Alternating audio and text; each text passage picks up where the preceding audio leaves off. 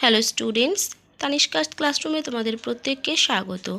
আজকে আমাদের আলোচনার বিষয় হলো সপ্তম শ্রেণীর প্রথম পর্যায়ক্রমিক মূল্যায়ন ইতিহাসে 2024 যে সমস্ত কোশ্চেনগুলো খুব ইম্পর্টেন্ট, তো সেরকম একটা সাজেশান নিয়ে আজকে আমরা এই ভিডিওতে আলোচনা করব।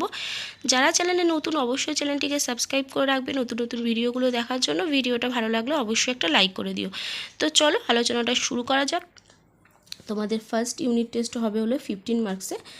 তো দেখো যে সমস্ত প্রশ্নগুলো তোমাদের খুব ইম্পর্টেন্ট। ফার্স্ট কোশ্চেন হচ্ছে 1 নম্বরে থাকবে সঠিক উত্তরটি বেছে নাও, যে কোনো 3টে করতে হবে, 1 নম্বর করে 3টে করতে হবে, 3 নাম্বার।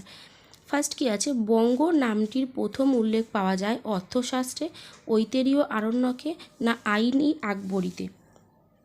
তাহলে বঙ্গ নামটির প্রথম উল্লেখ পাওয়া যায় হলো ঐতেরীয় আরণ্যকে।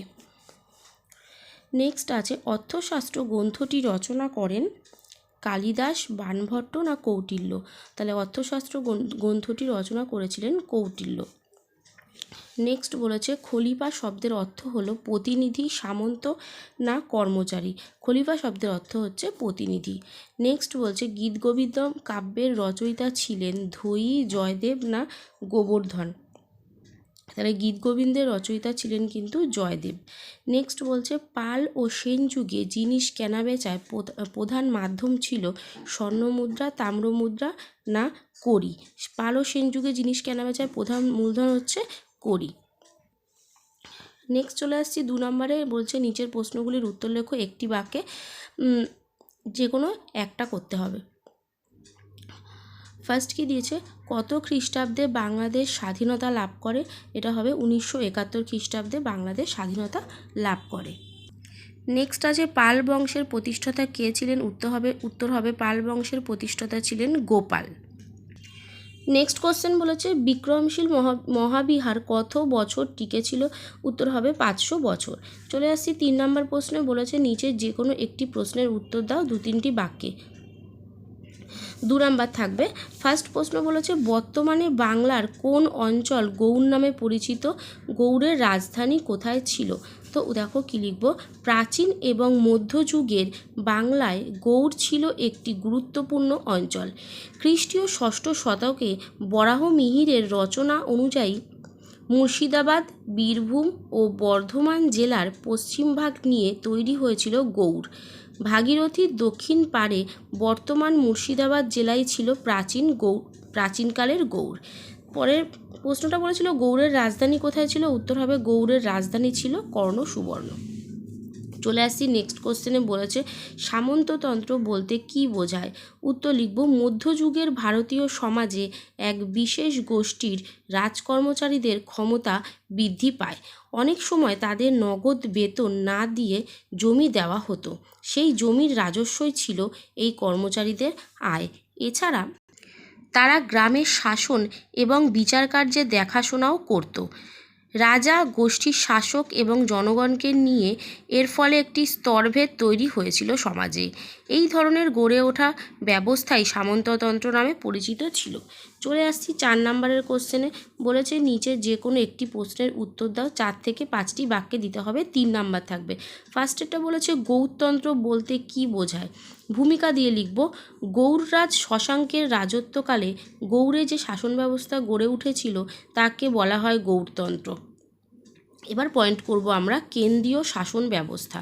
কি লিখব, শশাঙ্কের শাসন ব্যবস্থায় রাজ্যে এক শ্রেণীর কর্মচারী বা আমলা শ্রেণী গঠন করা হয়, যারা গ্রামের স্থানীয় লোকেরা যেসব প্রশাসনিক কাজকর্ম করত সেই সব কাজের দায়িত্ব গ্রহণ করে।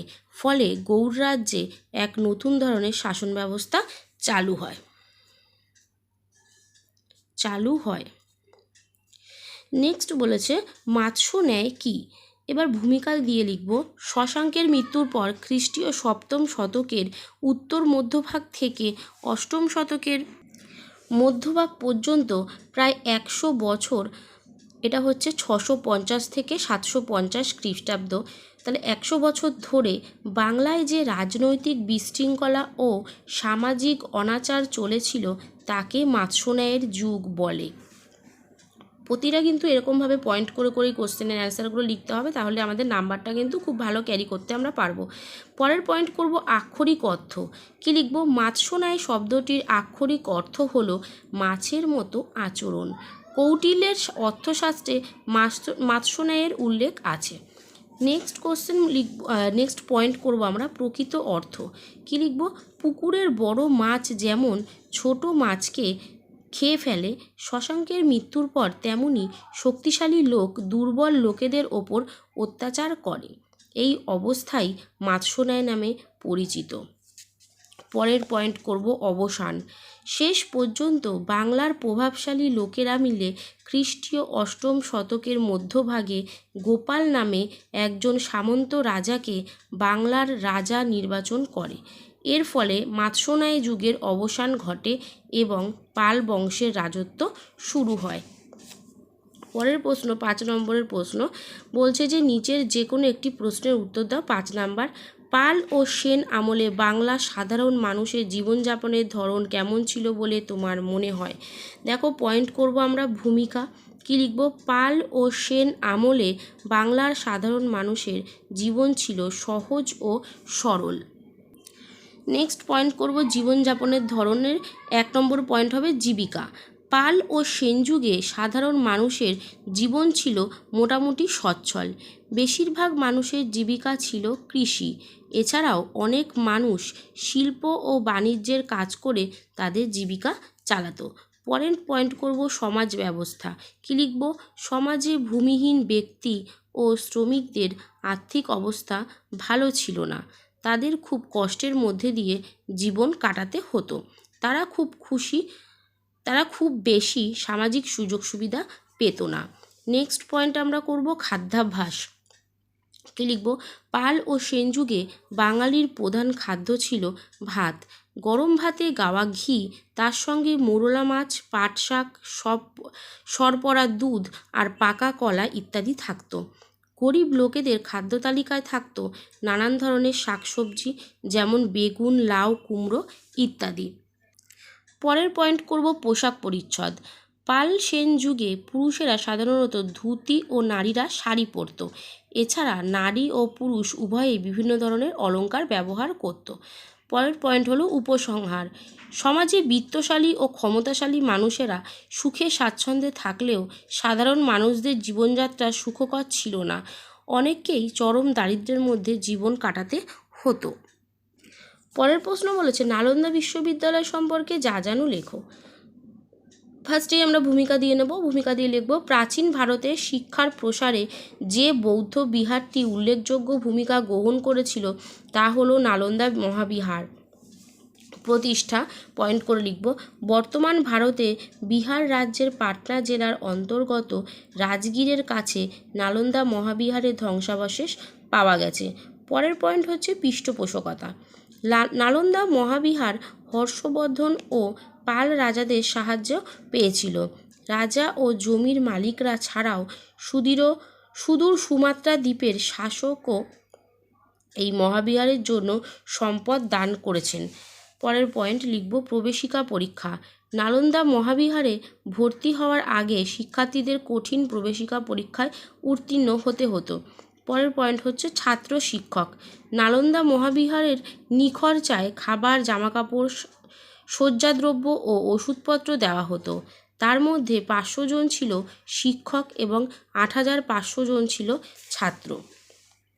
পরের পয়েন্ট হচ্ছে পাঠ্যসূচি।